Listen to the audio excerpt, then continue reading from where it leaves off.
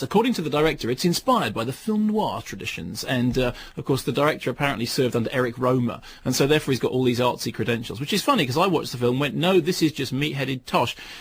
The problems with it are manyfold. One of them is that Florence Siri obviously learned his trade in the pop promo world, and there's this whole thing in pop promos. If you want something to look deep and significant, you do it in that kind of brown sepia, and you make it look a little bit grainy, and you cut everything on what they call Dutch angles, weird wonky angles. It looks like you kind of mashed it together in the kitchen. They're Dutch angles? Dutch angles, okay. Yeah. It's a gag, because of course in Holland everything is flat, so cameramen being the wags that they are. Very, very funny gag. Exactly. I mean, be still my aching sides. Excellent. Dutch angles. You haven't said that for a couple of weeks. No, I got into God Bless You for a long time, but now I'm back to that. Anyway, so there's loads and loads of that stuff. And Bruce Willis does the thing which Bruce Willis now does. Oh, I used to be an action hero, but now I'm retired, which kind of parallels my actual on-screen career. I used to be an action hero, but now I'm doing more intellectual roles. But hey, I have to be called back into the because I don't really want to, but hey, I've got to do it. Now, if you remember in the first Die Hard, the whole thing in the first Die Hard was John McClane, Bruce Willis, climbing around in the air vents whilst on the phone to an old codger policeman on the outside.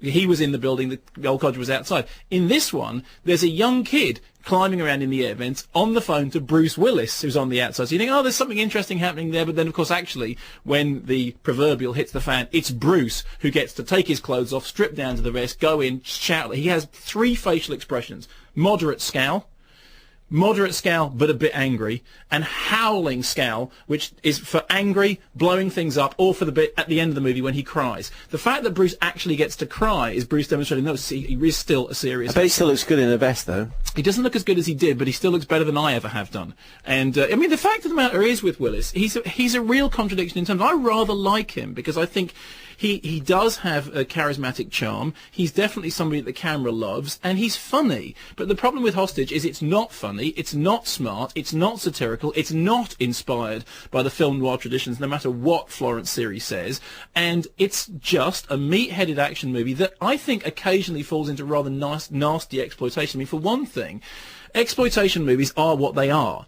They're, cheap and shoddy and nasty, and they're not proud of it. That's just what they are. There's something about Hostage with its just endless reliance on images of loved ones being tied up and bound and abused. It's really kind of tacky and seedy and and you sit there thinking, if this was just a scummy Roger Corman movie, I wouldn't care. There'd be a scene in a strip club, there'd be an exploding helicopter, it would be fine. You'd know where you are.